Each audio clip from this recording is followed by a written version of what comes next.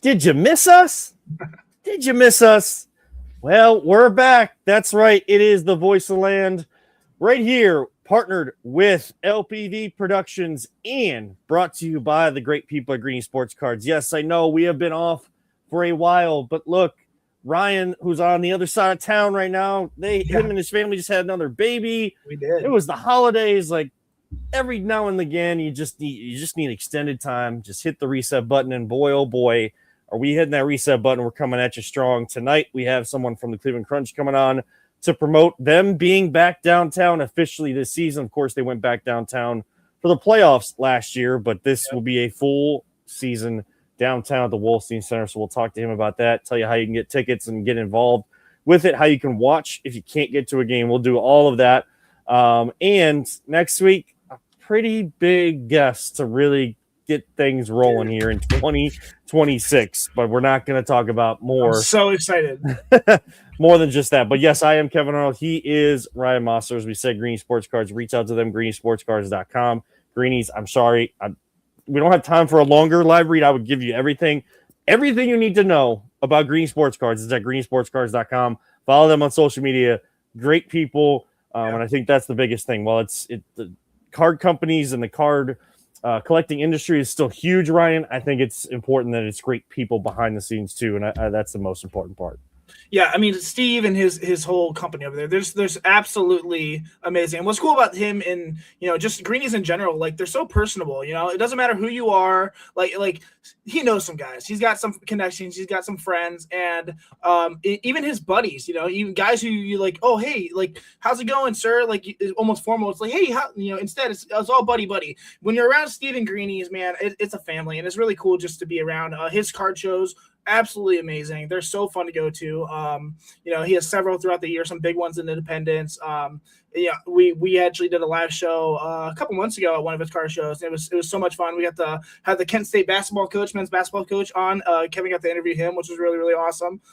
Just another one of Mr. Greeny's friends, and was gracious with his time and jumped on. So shout out to Greenies. We have some couple awesome giveaways. We've done some great giveaways the past 2 years with them. We're going to continue. We have a couple more coming up, and just can't say enough great things about Greenies. Go to greenysportscards.com. They are just awesome. So, and of course Jeremy Levine as well with Steve over there at Greenies. Great people over there. Well, before we bring on our guests coming up here just a little bit later, and maybe it's going to be weird to do probably a shorter show than we should because we have a lot to catch up on. I'm going to throw things rapid fire at you, Ryan. Okay. I've had a chance to react to some of this stuff in other forms.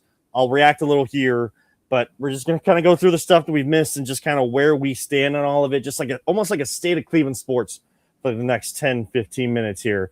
And of course, we need to start with the team that everybody looks at here in town, and that is the Cleveland Browns, who end the season 5-12. They win their last two games. Kevin Stefanski fired. Ryan Mosser was probably throwing a party at his house. His new baby boy is probably figuring out what the heck is wrong with my dad.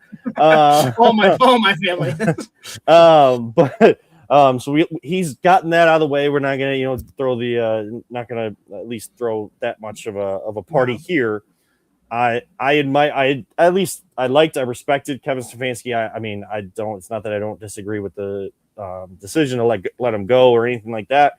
None of us really root for anybody to lose their job. It's the unfortunate part about sports is it's just like all of us. We can always lose our job, but It's just more publicized and made very public. And he's a dad with kids just like us. And, he's a husband, he's a father, he's a community man. I think the one thing I wanted to mention about Kevin, because I haven't had a chance to do this, Ryan, I hope that someone takes the mantle, or maybe he can be involved in somehow, or he has someone here that he knows will take over. But what he did for high school athletics, more so women's athletics and women's flag football here, to grow it the way that he did here in the state of Ohio. It went from like a few schools just a few years ago, and he was very present at all of their events and their seasons. I think this year they're going up like 150 schools. Wow. Will be involved throughout the state for flag football for girls. So that kind of stuff is what matters the most. And, job the job is the job, and Brown's got to move on. And we haven't done this in 6 years, Ryan. Where are you with the coaching search and who you really want here? Yeah, man. I mean, first and foremost, like you said, I have been calling for Kevin's job for several seasons now. I mean, I'm a very literal person. Not that I don't think he's a great guy. I've never met him, but obviously reports are saying he's one of the best guys out there.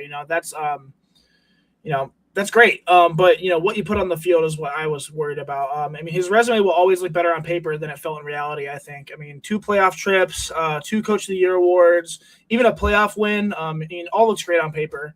But the 2 Coach of the Year awards, I personally think were participation trophies. Anyone who, brings an awful team from, as the Browns for the last 20 years into, a winning season is going to get that record. And then I think Joe Flacco maybe have gotten the second trophy there as well for the Coach of the Year. And then Mike Prefer even coached the playoff game. So I'm not trying, there's always a little bit of here and there, but Stefanski's downfall was, the last 2 seasons, exposed what I've been saying for years now, exposed the truth. The Browns weren't building towards anything. They were drifting, unfortunately.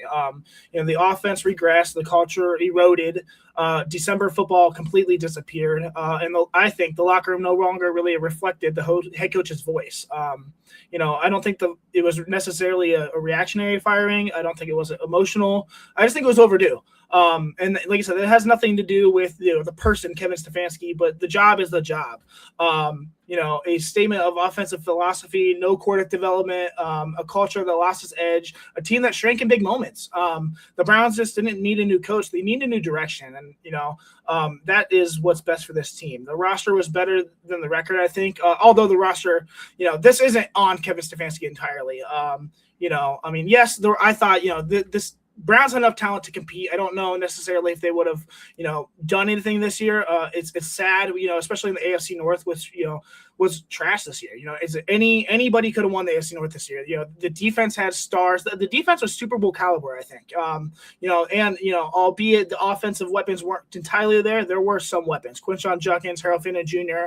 The offensive line was absolutely abysmal. The young players flash. But talent without leadership is just potential, and potential without structure is wasted, I think. This season proved that the Browns weren't losing because they lacked players. They were losing because they lacked alignment. Like I said, the top 10 or top tier defensive core. It's sad. This fan base deserves better. It really does. Cleveland fans showed up. They always do. They bought into the roster. They bought into the hope. But by December, the frustration is absolutely immense. Not just because the team was bad, but because the team is constantly wasting talent on the roster. The season was about losing games. I've seen a lot of fans totally lose belief this year. Totally. Not in just the team, but in the future of the team, the structure. Like there's a lot of people who are just done being Browns fans, man. We're a fan base tired of deja vu, a city really, really ready for accountability, a demand for real lasting change. This firing marks the most honest steps an organization has taken, like you said, in 6 years. Now comes the hard part. Choosing the right coach, alignment in the front office, and finally building a system that can sustain success. The Browns don't need a miracle. They just need competence. They need identity. They need leadership. And for once in our darn lives, man, they need to get this right. You talked about head coaches. I have a decent list here. Obviously, the first person on my list absolutely is John Harbaugh. When I talked about him last week on my Inside Edge Network Browns pregame show, he wasn't available, so I didn't talk about him, but he's absolutely my top choice.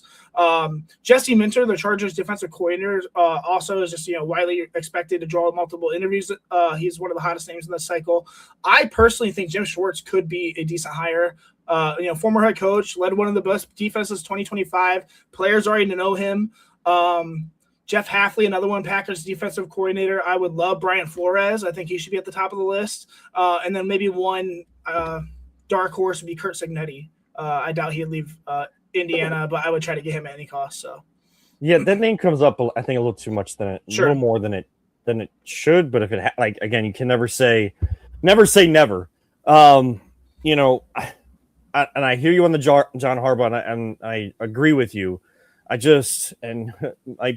sound a little counterintuitive, but while I work at ESPN Cleveland, I listen to a lot of different sports talk and podcasts and all of that. So I've heard some people say, well, it's on the Haslam's to throw the money at Harbaugh, give him full reign of the team. And if you don't get him, then it's going to be a huge disappointment. There's a lot I'm disappointed in, and Ryan, that the people that I want to get rid of in this organization that I want to fire, you can never fire. Like that's the biggest problem. And until they change who they are and prove that they've changed, we're not going to have the sustained success that those very same people talked about after the season. I'm not going to I'm disappointed and frustrated by a lot that the Haslams do. One thing I will not be frustrated or disappointed in is if they don't get John Harbaugh, because I know that there's plenty of other situations that are in a better win, kind of getting closer to the win now mode than the Browns are. I'm not saying that we're the worst option, but we're also not the best option. And he has pick a litter, but also, just throwing money at someone doesn't always do everything, like it takes two to tango. And I think that that's where we don't give some people certain credit. Like I'm not trying to give GMs a pass, Ryan, but I'm trying to keep things in reality. Like everybody thinks that the GM and the president of the Guardians doesn't try to make moves, doesn't try to make trades. They act like the GM, like the Browns don't try to make moves. The Cavs don't try to make moves. GMs all the time are trying to improve their team. Right. If you're trying to hire a coach and you're trying to bring someone in that has the namesake that John Harbaugh does, yeah, you have all the money in the world and you can throw it at them, but like it takes them to then be there, because then if they're like not fully in, but then you up the money just like you did with Deshaun Watson and like the amount of years and all of that kind of stuff, are they here for the right reasons? And I think that's where things have gotten way off the rails, is people not always being here in Cleveland in the sports scene for the right reasons. I'm not saying it would be a Dwayne Bowe situation of giving Harbaugh all that money. You get a lot more out of Harbaugh than you ever did Dwayne Bowe or Mike Holmgren. But I'm not going to be banging down the door of the Haslams frustrated that they didn't get John Harbaugh, because I understand where that's coming from. Am I thinking too deep? Am I being too realistic? Maybe. But, I'm in the media, and every Browns fan says the media is way too negative about the Browns. So, hey, I guess I'm just a part of that, while I'm just trying to be real. Yeah, my thing with Harbaugh is Harbaugh's from the Cleveland area. He grew up here. His dad, taught in Stark County. Before he got married and moved to Cleveland, his dad actually, honeymooned at the Browns-Giants game in Cleveland. Harbaugh was quoted from the Academy Journal, quote, "My mom's from Cleveland. She went to Shaw on the east side. Dad is from Crestline, an hour and a half south of there. And he went to Bowling Green. All of the family on my mom's side is from Cleveland. All my family from my dad's side is Browns fans." So, there might be some sort of incentive. It sounds like he grew up a Browns fan. I'm not saying that that's end all be all. Obviously, situation is clearly important here. If I had to pick of a choice of going somewhere as a head coach, I'd probably pick the Falcons over the Browns personally. I just think that their offense has, just better pieces personally. But nonetheless, that could be an incentive. Yes, you talked about, only taking money coming from the wrong reason. Do grew up a Browns fan. That means something. So it does mean something, and we always love the people that get us. That's always the thing. And I know we have our guest in waiting right now, and we'll get to him in just one second. Just want to close this off, and then we're gonna switch gears to the crunch. Then we'll do, I think, just very quick rapid fire on some of the other stuff that's happened, Ryan, on the other side, and close things out. But just to kind of close out the Brown side of things, it's great that they grew up fans and everything like that, and then he gets us, and you can already hear the introductory press conference and the things that he would say, very similar quotes to what you just read, Ryan, and then everybody would absolutely love it, and then he'd win the press conference and all of that. This team has a lot of question marks around it. They need someone that's going to, to me, scheme is all great and all of that, and you better have the X's and O's, but I need an ass kicker. That's kind of what I need. I need a true culture builder. I didn't need Kevin Stefanski to be screaming all the time or anything like that, but there were times I definitely felt like emotion could have been given and it would still be genuine, because we all we all get out of our skis emotionally at times when it's necessary. He never did, and that doesn't match up in the NFL game. So that's what I'm looking for. I don't know the name. Probably going to be unproven coordinator guy. Sure, yeah. But hey, get it right. You don't have to have it fast. Get it right. And that's what we're all asking for. And I'm sure we're going to break down every single candidate that they even request to interview coming up. And everybody's going to think, oh, is that the guy? Is that the guy? There's a lot of reasons you bring in all these different people that they're going to bring in. It's not always because you want them to be your head coach, but that's the way to get them in and meet them in the NFL circles. But on the other side of football things, the original football coming to the indoor game, we welcome in Corbin Williams, the director of marketing. Corbin Williams is here with us. Corbin, it's good to see your face again. I can't wait to get back with you guys. I know I haven't been out to practice yet, but I do plan on doing that. This whole coaching search thing and the whole Brown season, my other job, it's kind of taken up every single minute of my day outside of playing with my 2-year-old. Yeah, thanks for having me on, guys. I really appreciate it. Really excited to talk some Crunch with you guys. Absolutely. So Cleveland Crunch, they've already started their season. They are 2-0 on the year, but they get their home slate started this weekend. And what makes this even bigger and why we have Corbin on, we're going to have Crunch players on throughout the year again, but make it even bigger, is they're coming back downtown officially. Last year for the playoffs, the semifinals, the finals. We're here in Cleveland as the host city for the MLIS playoffs. But this year, it is Crunch Soccer back where it belongs, the Wolfstein Center, the campus of Cleveland State University. Some of you may know it as the Convocation Center. And Corbin, I know that there's a lot of great things planned this year and this home opener. People are going to want to be there if they can. Absolutely, yeah. I mean, we've been playing at the Sportsplex for the last few years.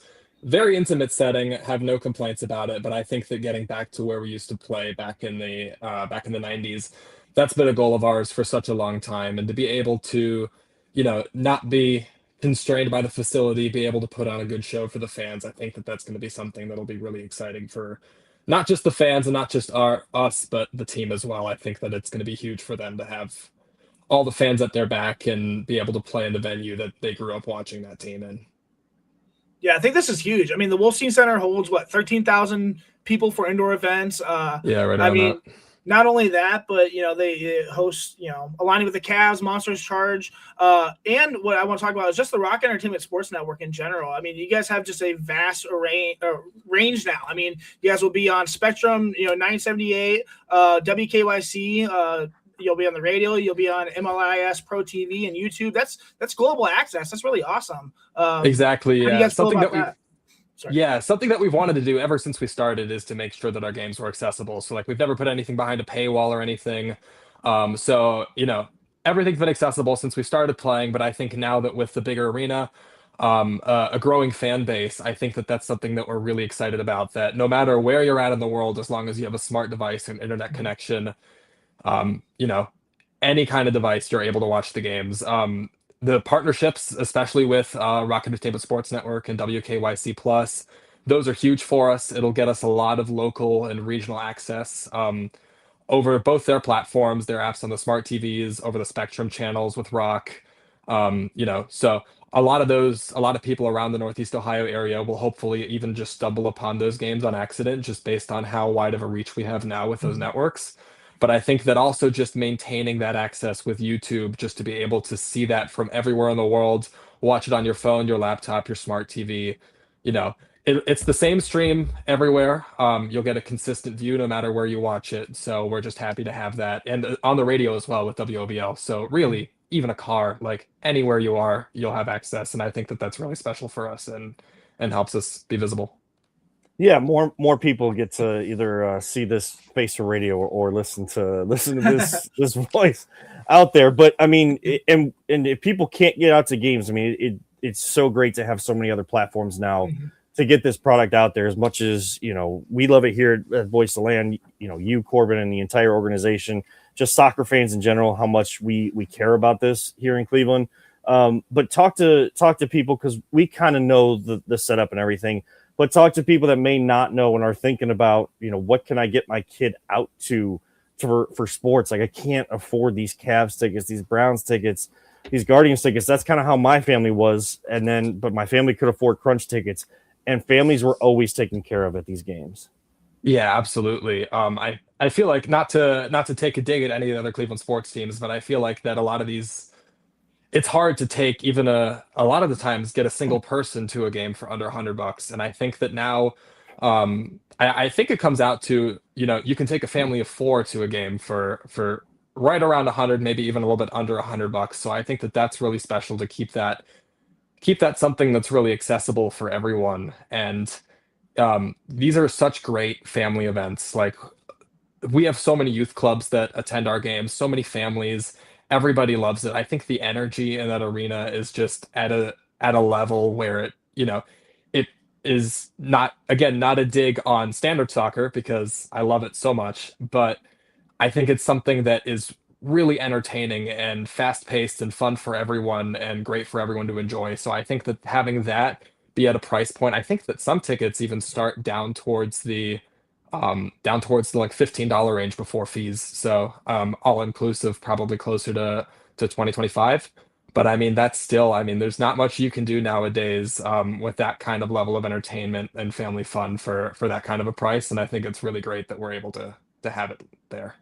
And it's so accessible too. I mean, I know like the whole goal is always, can we fill the lower bowl first and then, kind of expand up there, because the way that the Wolstein Center is, being that kind of intimate, more intimate even than Rocket Arena for the Cavs where they play, is like you feel like you're right there with the field, like the way the field is set up and in that lower bowl, like, and really there's not a bad seat in the house, and you feel like you're getting that almost like that front row access in a lot of places throughout that arena. And Corbin, I mean, like, kids are gonna get an experience unlike any other. I mean, the giveaways are always going to be on point. The soccer balls are going to be thrown out like they always used to be, and players are even more accessible too. And I think that they take pride in that too, because like they were the same kids as us growing up watching the Crunch, and now they get to be that same player that gives the autograph, takes the pictures after the game, and things like that. Like, it's an experience unlike any other, I think. Absolutely. Yeah. I mean, everyone's so close to the action. I remember during finals last year when we hosted the league finals at the Wolstein Center, we had players climbing up onto the railings to celebrate goals and stuff, to be up with their family and friends and stuff. All the kids were hanging over by the railings. Um, the Sportsplex was already pretty intimate, but I think we'll be able to carry a lot of those same traditions over to the Wolstein Center that we had there. Like you said, the ball toss, the giveaways. I'm particularly excited for this giveaway. Which was the blue card giveaway presented by First Class Marketing. I think that that's just going to be something that might be my favorite giveaway that we've ever done, just because of the interactiveness of it and the convenience of, the little schedule that you get to have on that blue card, and have, seeing everybody hold those up every time that someone gets fouled. Cool. So I'm really excited for that one in particular. But yeah, going back to the players' point too, I mean, these guys grew up watching the Crunch, and we're really unique in the fact that, or in the sense that, a lot of these major Cleveland teams, they, very high profile athletes, but they're guys from all over the country and all over the world coming to play in Cleveland. We're just so fortunate that a lot of our guys have such deep local connections and local roots. They all coach at different youth clubs throughout Cleveland.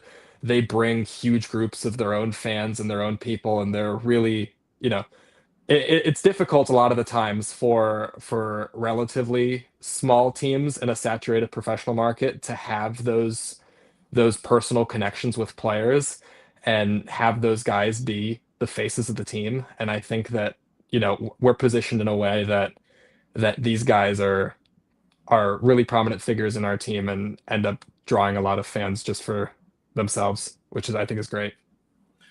The Crunch didn't just defend their reputation last year. I think they strengthened it. I mean, they're still the standard in the Midwest Division. They opened, the season with a dominant win. Was it 17-6 against Red Cedar? Absolutely dominant. They have, players like midfield. I'm gonna screw up his name. I'm sorry, but Edmir Soljevic, who led the league last year and what was it? Most assists, top scorer. He basically won like every award. He had 26 goals, 18 Pretty assists, much. 44 points. I mean, his third straight 40-plus point season in the last 5 years. Absolutely dominant. I mean, he scored at least 20 straight games, and scored at least a goal in 49. I think every single crunch. Dude, dominant. I mean, then you got Pewu, you got Musa, you got Jordan, Omar Najjar, who we had on the show last year. Even got third team all league team selections. Knowing that, going into this year, there are a lot of expectations, I'd say. I mean, the Crunch reviewed as a perennial championship contender, one of the league's most stable, successful organizations. How do these guys handle that, especially coming in hot, 2-0 this season? I think they have a game on the 10th, I believe. That's the Saturday. Yep. Saturday. Yep. That's Saturday. Yeah. Yep. Yeah. Against the Mustangs. How do these guys handle that, man? That's a lot of pressure. I mean, yeah, they show that, 5 championships. They probably are the most consistent Cleveland team, or for any sports in Cleveland in general. That's pretty exciting in a world where Cleveland sports fans are really just looking to hang on to a team and strive. So how do these guys handle that? Yeah, I mean, we're really fortunate that like a lot of these guys that you just mentioned, they've been around this team for so long and they know the DNA of the Crunch, and they've been around since season 1 when we won the championship out in Wichita, back in the MASL 2. And so, I mean, winning is in their DNA, Right. and they've won a championship twice now. They've made it to the playoffs every single year, nearly undefeated at home and even on the road. So I think that, these are the same guys that have been there before. We've maintained a lot of the roster. I took a look before this podcast. We still have 11 players out of the 28 that we have rostered currently from the first season, which is quite a few. And even a lot of the guys that haven't been are, they've still been around quite as long, 3-4 seasons. And a lot of the new guys as well, like Jana Schmidt last year had the best rookie season of any Crunch player since that first season. So we have a lot of those guys now that we really expect to perform on the biggest stage, and I think they absolutely can. I honestly couldn't pinpoint to you exactly what went wrong in that Amarillo game. I still haven't watched it back since it happened. It was a little bit of a heartbreak last season. Right. But I think that these guys, they know what it takes to win. They know the opposition in the league, particularly most teams in their division now. And I think that they have, and they know what it takes to be able to, have that drive and have the ambition to fix everything that they need to and play at a level that they need to win another championship this season. Honestly, I think that this season is going to be huge in doing that, because I think what happened in that Amarillo game was, I think that there was a lot of dominance throughout the season, and sometimes your mind gets out of that. When you get in those critical situations, you go down a goal or a few goals in a game and coming back, like, how to do it, but does it come as easily in certain situations? So I think the battle tested element, I think that's a credit to the league and everybody involved with it to improve the competition, add teams.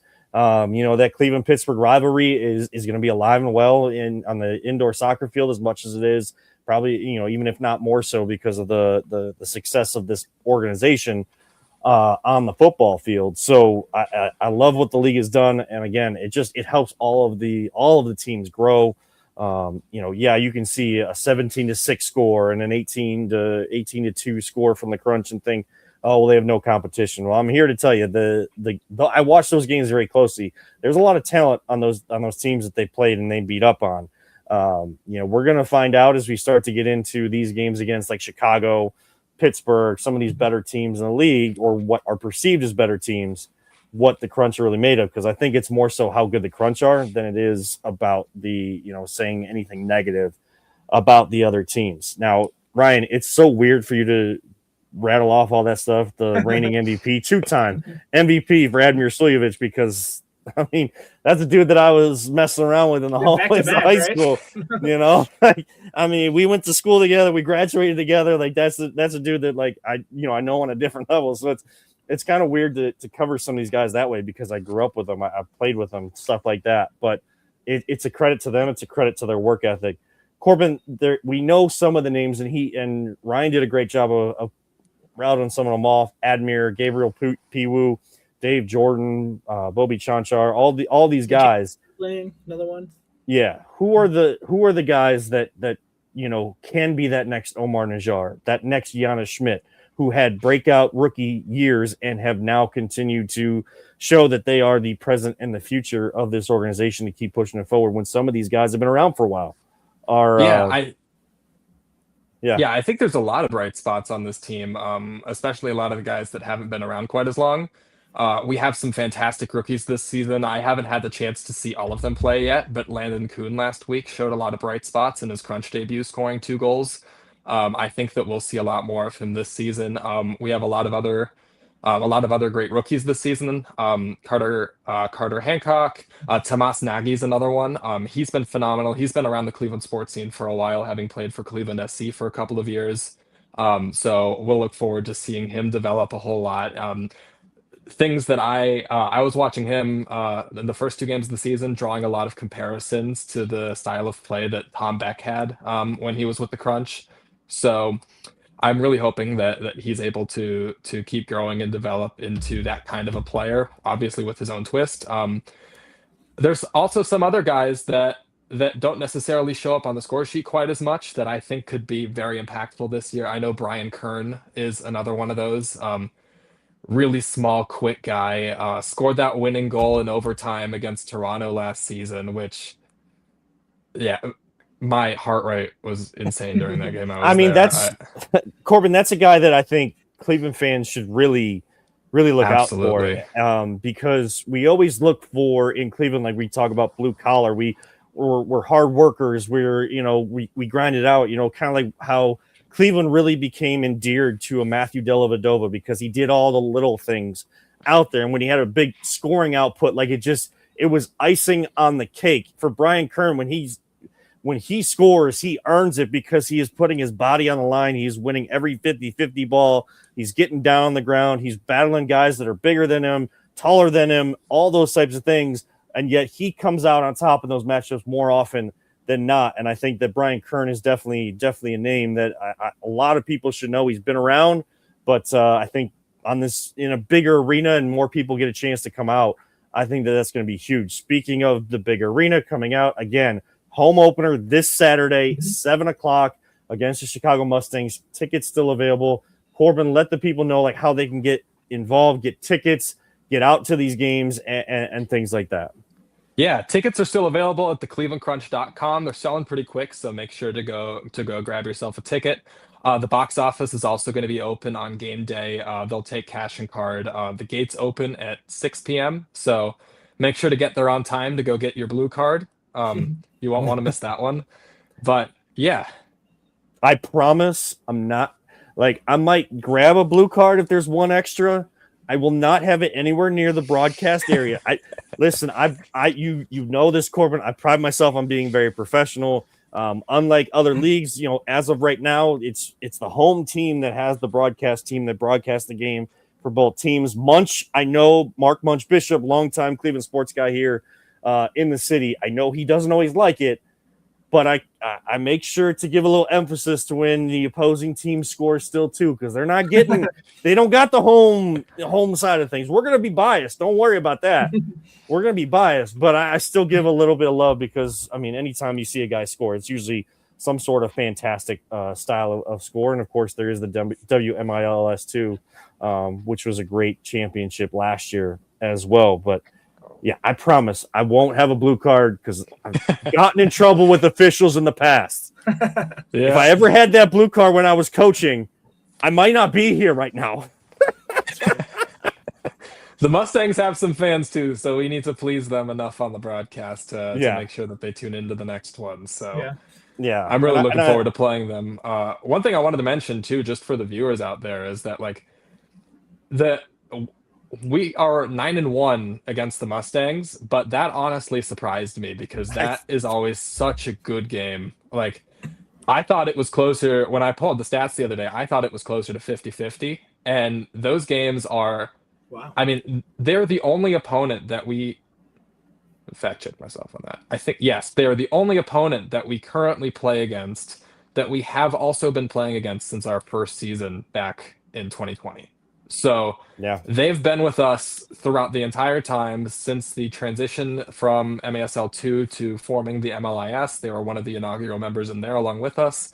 And I mean, that game is always, it's a chippy one, but you got to respect them. They always put up a good fight, even if we've been known to come out on top most of the time. But I mean, this isn't, no disrespect to the other teams that are growing their teams and getting significantly better year over year. Yeah. But they're one of the better teams, especially in the Northern Division this year, and I can't wait for a great game against them.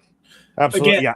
It surprised me too, Ryan. I gotta tell you, it surprised me when Corbin sent me that stat that we were 9-1 against Chicago, because like I said, like I thought I called games where we got beat because there were games where Chicago would dominate. They play with a lot of pace. They just it's like what the Cavs are struggling with right now against teams that want to play with that pace, get up and down the court for them, but up and down the field. Like that, that's been a struggle, and that's adjusting throughout the game defensively. So, but yeah, so I was shocked by that, Ryan.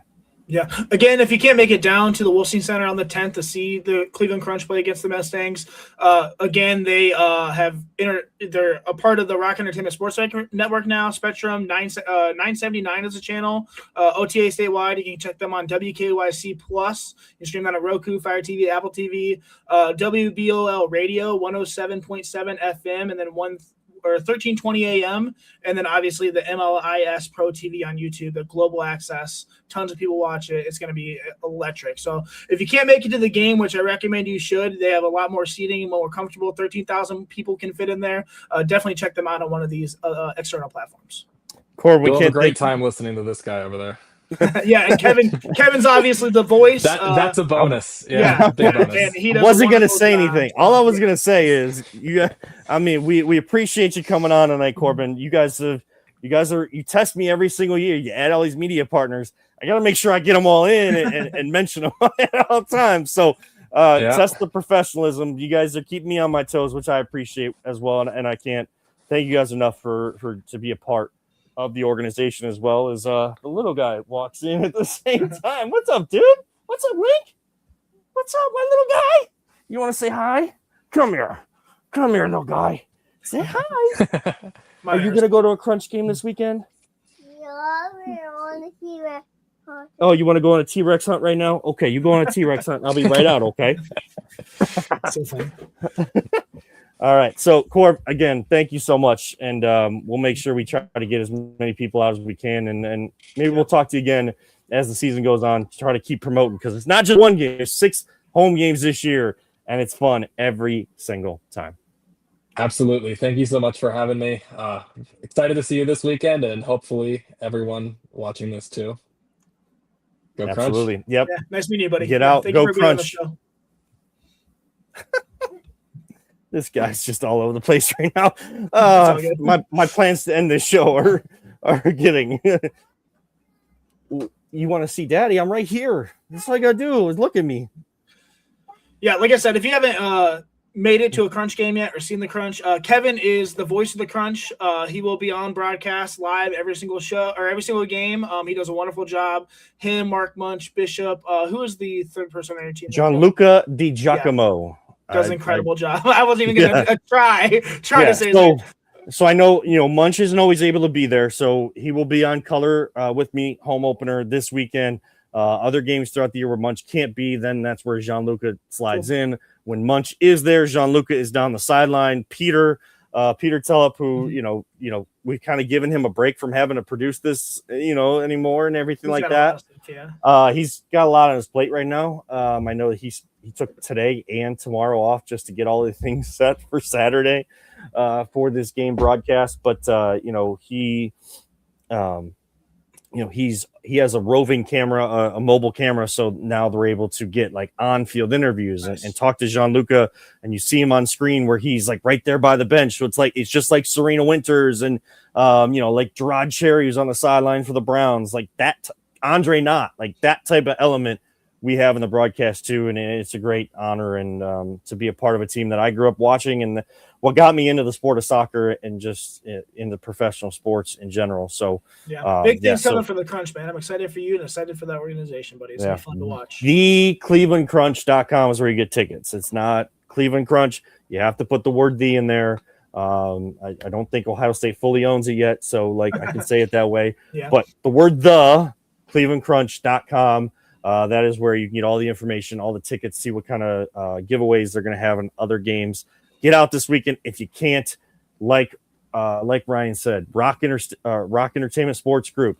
You got WKYC Plus, their app. You got the MLIS YouTube channel right there. I think I'm going to start adding in like comments from YouTube during the live stream because that's a big thing that a lot of other commentators in the league do. They've always done, whether they were on Facebook or YouTube, if there was a live chat, they try to implement some stuff. I think I might try to add that in a little bit. I'll be more selective, though, because I know FCC rules will I know those a little too much. So I'm very selective on the comments that we read, but also on the radio, Lorain County Radio, WOBL in Lorain County. Ryan,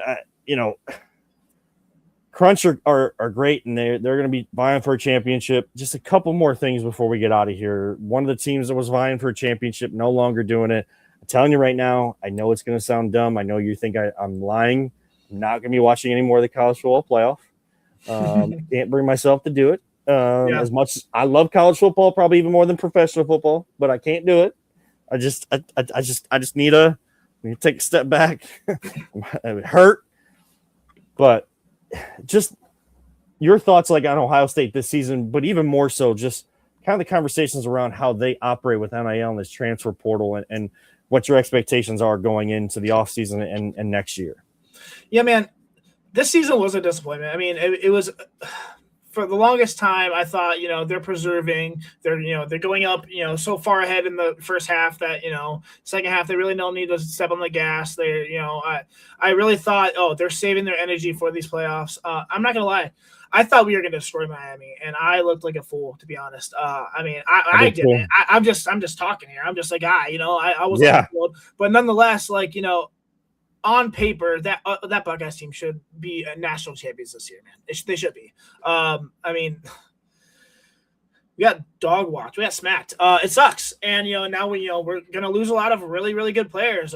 Caleb Downs is going to the NFL. Arvo Reese just declared, good for him. Both top 10 picks. Carnell Tate as well. We're going to lose a lot of pieces. There's got a lot of guys that need to step up. I do have a concern right now in the wide receiver room, which is crazy to say.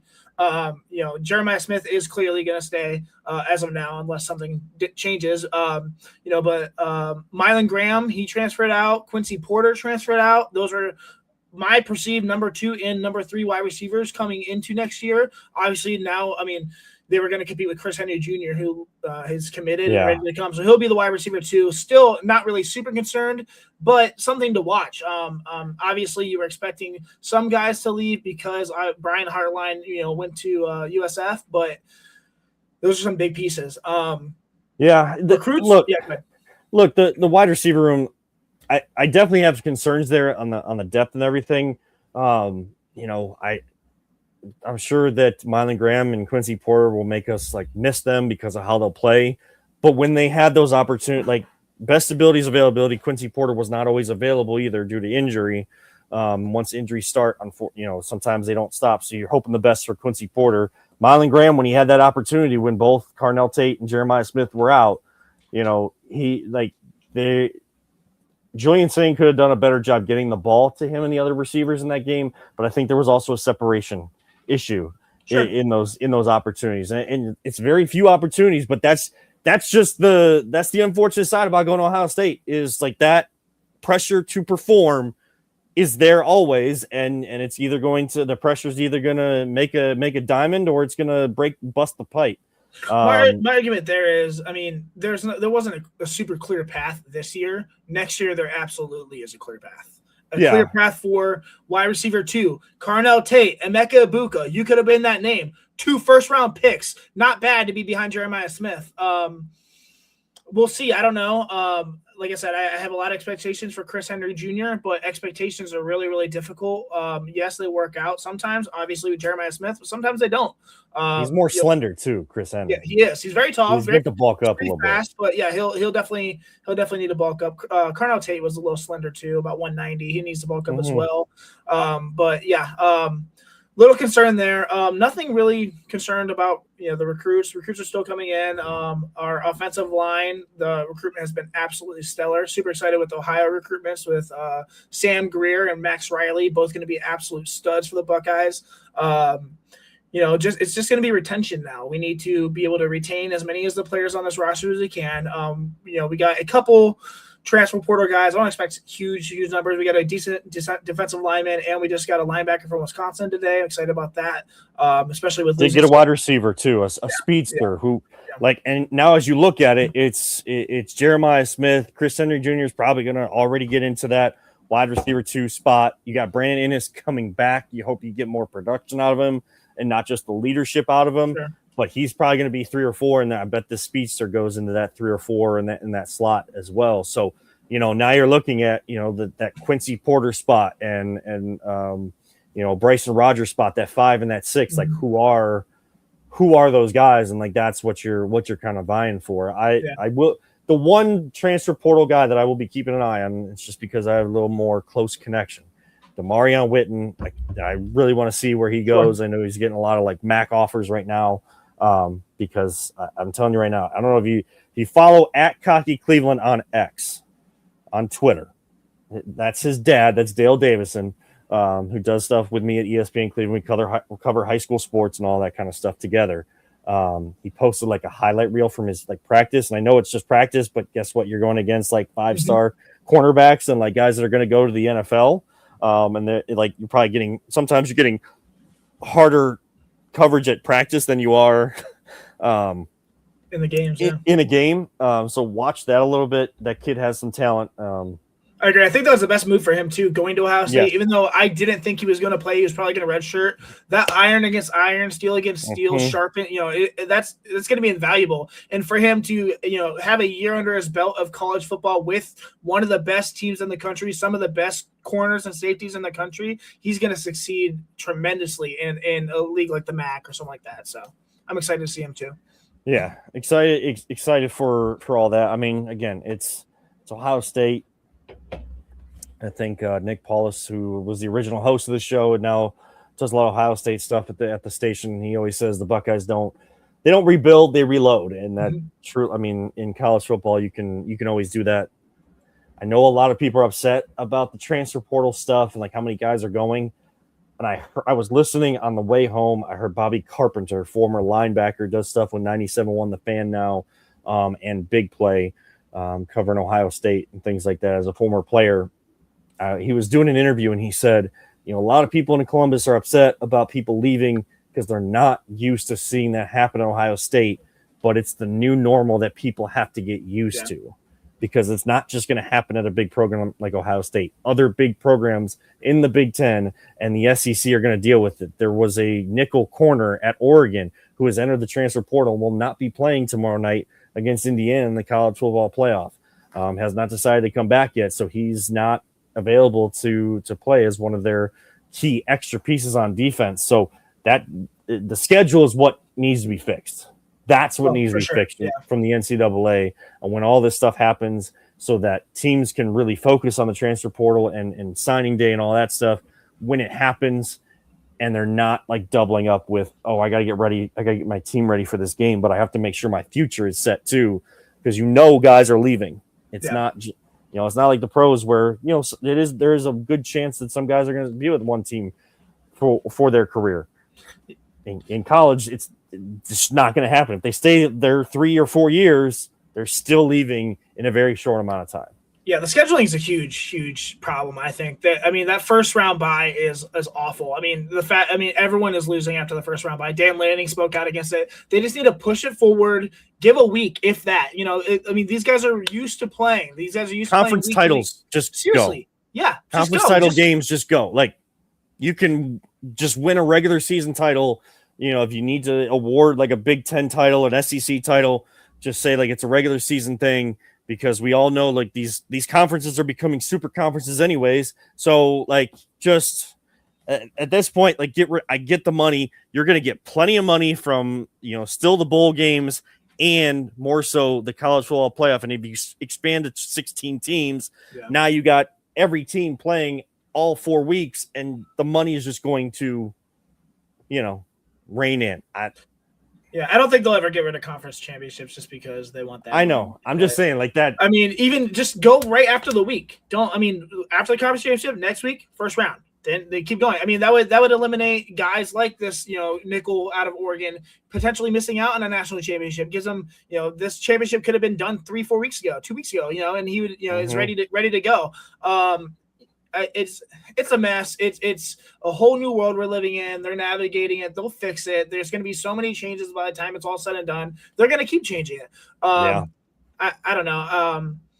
Like I was talking about earlier, though, just retention is the biggest thing for Ohio State. We need to retain, Jameer Brown, the 2027 top receiver out of Wayne. We need to retain Matt Patricia. We need to figure out, offensive coordinator. I don't want Ryan Day calling plays anymore. I need somebody who is, I'm not saying he's not qualified, but Ryan Day is enough on his plate. I hate head coaches that call plays. He's at his best as the CEO of that team. Yeah. So there are a lot of changes. I don't have a ton of expectations yet. I'm excited. I'm going to break down some players and go through that. I'm excited also just to break down some players for the Browns here in the future on the VTL. I have a lot of exciting stuff just between my podcasts where I can, use a lot of stuff for each one. So I'm excited, man. But Buckeyes, disappointing season, super sad. I probably will watch some of the championships. Not necessarily. I don't care who wins. I just want to see players. I want to see stars. I want to see guys who I think are good for the Browns or just for fantasy football. So I'm a nut. But in general, he's blurry. You're good. I'm just looking. He just throws the door open. It's fine. I'm looking forward to next year. But yeah, this year was very, very disappointing. And screw Miami fans. They're the worst. Are you? He wants to go hunt some T-Rex, bro. Come on. Lincoln. Hi. Say hi. Say hi, Ryan. Hi, bud. Good now you're gonna be shy. Now you're gonna be shy. Yeah, oh my gosh. boys are asleep. Yeah, this one is sleep. This guy. I mean, we'll definitely break some stuff down. Ohio State and future players might be something to look out for next week. Sure. Might have a direct way to break one of those players down next week. We shall see. I'd get into the Cavs. I'm sincerely excited, bro. I'm really excited about this. But it seems like I'm supposed to go on a dinosaur hunt instead of talking sports right now. I mean, Cavs are just. I don't know. I don't know if they're ever going to get out of this rut. I don't know if they're going to figure it out. We shall see. Yeah. It's at this point into January, it is frustrating the way that they play. I think the most telling stat about this team is they play well in the first quarter, but then it's the second quarter where they are the worst efficiency rating, production rating in the entire NBA in second quarter. So then they go down and then they got to try to come back. So their offense is picking it up. And that's why they're top 5 in efficiency in third and fourth quarters. I'd like to see a little bit more balance in that regard. And you know what? I want the team that played against the San Antonio Spurs. Like that's who you can be. Yeah. I want that team. I know that there's injuries and guys are still going in and out. Darius might not play tonight. Things like that. I know it's been inconsistent. I'm not ready to run Kenny Atkinson out of town. That's for sure. That's the conversation that's already come up. And, are you regretting getting rid of JB Bickerstaff? For all the people that want to say they should regret getting rid of JB Bickerstaff, I know Detroit is doing well. First off, the Cavs did well against JB, and then they had their issues once they got to the playoffs. I was told the regular season doesn't matter. Right. But number 2, it didn't matter if JB could get better here or not. The players didn't like him. NBA, it is a player-driven league more than any other sports league in the entire world, Ryan.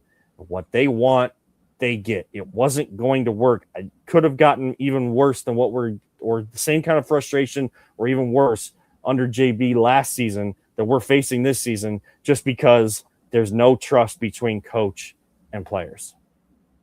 Yeah. It's not fair to JB. I don't like that players are like that. I'm just saying if the team wanted any chance to take steps further, which they ended up not doing. But if they had any chance, Sure, they had to make the move. and that happens. I mean, good coaches get fired all the time. I mean, John Harbaugh just got fired. He's been with the Ravens, 18 years, and he's the top candidate in the NFL. I'd say. I mean, Mike. We'll see what happens this week with Mike Tomlin. If what happens with the Steelers. I mean, that could be another name. Good coaches get fired. It was time for JB to go. It was getting stagnant. We wanted to see change. Like I said, it's early for Kenny. I don't know. I'm not gonna lie. This season has been a drag to watch, man. It's been. I mean, games have been boring. I've been looking to do other things sometimes. I'm not gonna lie. Especially my wife is like, "Hey, let's watch this instead." The Cavs stink. I mean, they're still 20-17, 8th in the Eastern Conference. I mean, I think their defense definitely needs to step it up. 13th defensive rating in the NBA. I mean, their opponent points per game is 16.8. That's 16th in the NBA. That's not going to get it done, especially in the playoffs. You got to figure that. And like you said, that if lack of efficiency in the second half is what's screwing this team. I mean, Donovan Mitchell cannot keep up what he's doing. I mean, yes, granted he's 7th in contention, but he's NBA MVP odds. He's been the engine. He's averaging nearly 30 points per game, carrying the scoring load. And, basically I feel like he's the only one keeping the Cavs competitive when the roster is kind of shorthanded by injuries all season. That can't be sustainable, and it needs to be fixed. We have some time to do it, but I mean, fans are not going to watch. They're already not watching. They're not watching right now. I'm not going to, No. But now that the Browns are done, like through the coaching search, once that's done, fans are going to be looking for something, and they Cleveland better. Crunch. Yeah, I'm telling you right now, Cleveland Crunch are right there for you, people. TheClevelandCrunch.com. Get your tickets. Get your tickets there. I'm about to say something to close out this show that we don't do like hot takes here. So like when it is like a hot take, it's natural, it's genuine. I question. Everybody wants to scapegoat Darius Garland. Everybody wants to scapegoat Jared Allen, and I totally understand. I understand why, more so Jared Allen than Darius Garland. I'm more on Darius Garland's side than some people have become here in Cleveland. But is Evan Mobley really that guy? Yeah. Is he really that guy that people said the reins of the team should be, shifted over towards him from Donovan's plate to him? Is he really capable of doing that? Or is he just too nice and too finesse? I don't know. I'm not saying how I love Evan Mobley. I need more big man, original, old style big man in the NBA from him implemented into his game. So then all the other flashy stuff is driven through more confidence. I think if you get a little bit more physical, that drives confidence as well. All I'm saying. But that is going to wrap it up for this edition of The Voice of the Land. Good to be back. Good to be back with you, Ryan. We're going to have some fun as the year of 2026 goes along. Big guest next week. Make sure you're tuning in. Huge guest next week, guys. Huge guest. If you're an Ohio State fan, if you're just a fan here in Cleveland, I'm sure you've seen this person, heard of this person. We will chop that up next week. They'll come on about 6:30. We're going to start the show at 6, get the guest on at 6:30, and then as the season goes, we'll bring in more Crunch people, try to get some more guests as we go. Yeah. Sometimes it's just me and Ryan, and that's to me, that's always enough. For Ryan Mosser, I'm Kevin R. reminding all of you sports fans, don't let anyone ever tell you it's just a game. We truly love you all 3,000. Don't talk about it. Be about it. Ryan? Thank God the Brown season is over, baby. Bring on the draft. Bring on draft season, because that's exactly where Ryan shines, and you're going to want some draft talk right here. You're going to want to stay tuned to The Voice of the Land. Live life, all gas, no breaks. We'll see you next time right here on The Voice of the Land and partnered with Greeny Sports Cards.